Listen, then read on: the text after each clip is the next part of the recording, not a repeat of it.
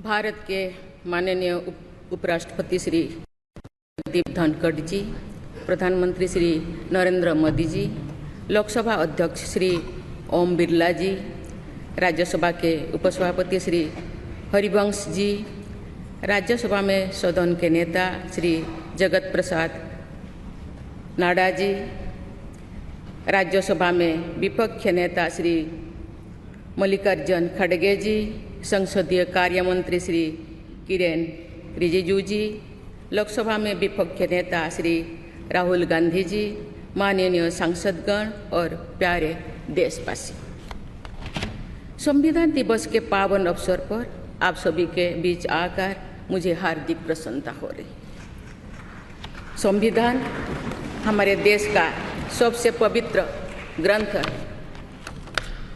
आज हम सब एक ऐतिहासिक अवसर के भागीदार भी बन गए हैं और साक्षी भी। 75 वर्ष पहले संविधान सदन के इसी केंद्रीय कक्ष में आज ही के दिन संविधान सभा ने नवस्वाधीन देश के लिए संविधान निर्माण का बहुत बड़ा कार्य संपन्न किया था। उस दिन संविधान सभा के माध्यम से हम भारत के लोगों ने इस संविधान को अपनाया, अधिनियमित किया और आत्मार्पित किया था। हमारे संविधान हमारे लोकतांत्रिक गणतंत्र की सुदृढ़ आधारशिला है। हमारा संविधान हमारे सामूहिक और व्यक्तिगत स्वाभिमान को सुनिश्चित करता है। आज कृतज्ञ राष्ट्र की ओर से मैं संविधान सभा के सदस्यों और कर्मियों को श्रद्धांजलि अर्पित करती हूँ। ये देश का सौभाग्य है कि संविधान सभा के अध्यक्ष डॉक्टर राजेंद्र प्रसाद ने तथा प्रारूप समिति के अध्यक्ष डॉक्टर बाबा साहेब अम्बेडकर ने संविधान निर्माण की यात्रा का मार्गदर्शन किया। बाबा साहेब अम्बेडकर ने प्रगतिशील और समावेशी सोच की छाप हमारे संविधान पर अंकित किया है। संविधान सभा में बाबा साहेब के ऐतिहासिक संबंधों से ये तथ्य स्पष्ट होता है कि भारत लोकतंत्र की जननी है। अपने लोकतंत्र पर गौरव की इसी भावना के साथ आज हम सब इस विशेष अवसर पर एकत्र हुए। ये अवसर संविधान सभा की 15 महिला सदस्यों के योगदान को स्मरण करने का भी है। हमें उन अधिकारियों के अमूल्य योगदान को भी याद रखना चाहिए जिन्होंने नेपथ्य में रहकर काम किया।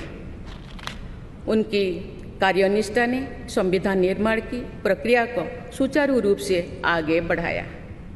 उनमें प्रमुख भूमिका श्री BN राव की थी, जो संविधान सभा के संवैधानिक सलाहकार थे।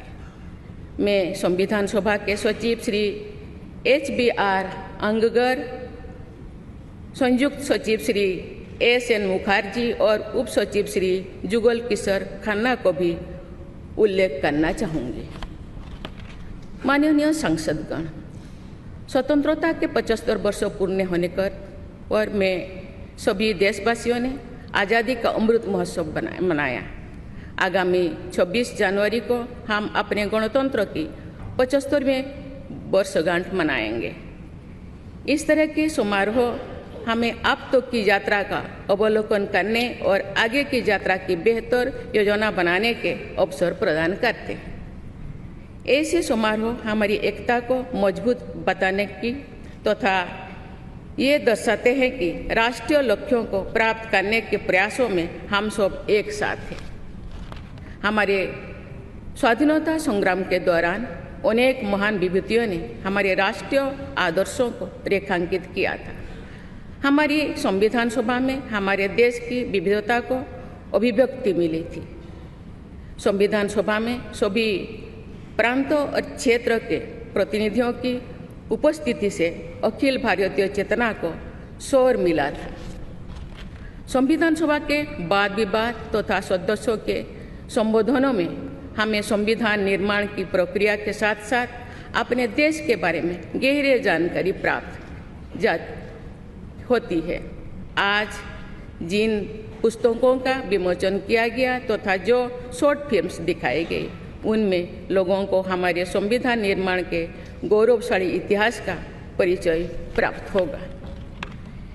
एक अर्थ में भारत का संविधान कुछ महानतम मेधावी लोगों द्वारा लगभग 3 वर्षों के विचार विमर्श का परिणाम था, लेकिन सही अर्थ में ये हमारे लंबे स्वाधीनता संग्राम का परिणाम था।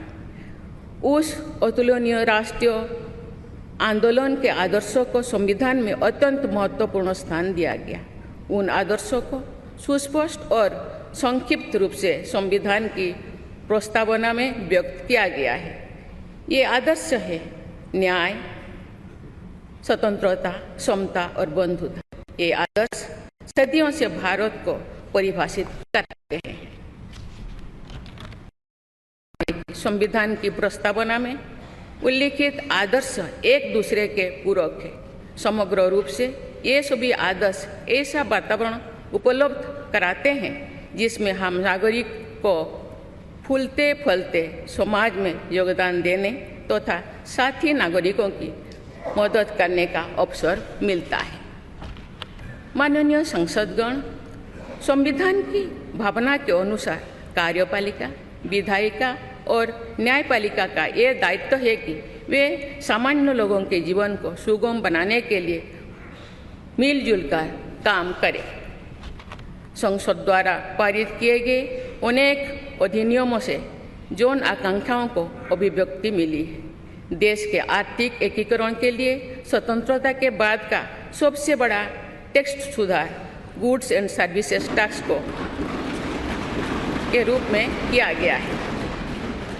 वर्ष 2018 में राष्ट्रीय पिछड़ा बल्क आयोग को संवैधानिक दर्जा प्रदान किया गया है। वुमेन लेड डेवलपमेंट की सोच को यथार्थ रूप देना सामाजिक न्याय के संवैधानिक आदर्शों को प्राप्त करने के लिए अनिवार्य है। नारी शक्ति बंधन अधिनियम द्वारा हमारे लोकतंत्र में महिला सशक्तिकरण के एक नए युग की शुरुआत की गई है।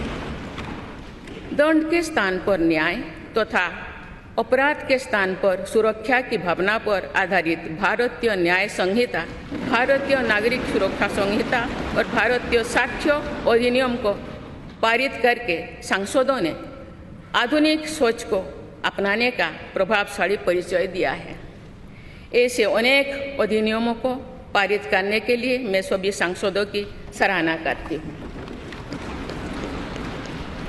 पिछले कुछ वर्षों के दौरान सरकार ने समाज के सभी वर्गों, विशेषकर कमजोर वर्गों के लोगों के विकास के लिए अनेक कदम उठाए हैं।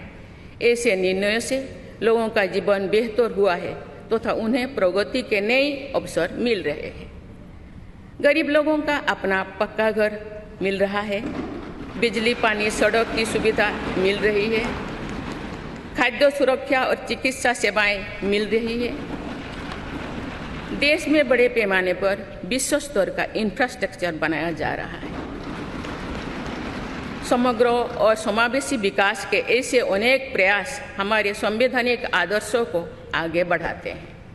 इस प्रयासों के लिए मैं सरकार की सराहना करती हूँ।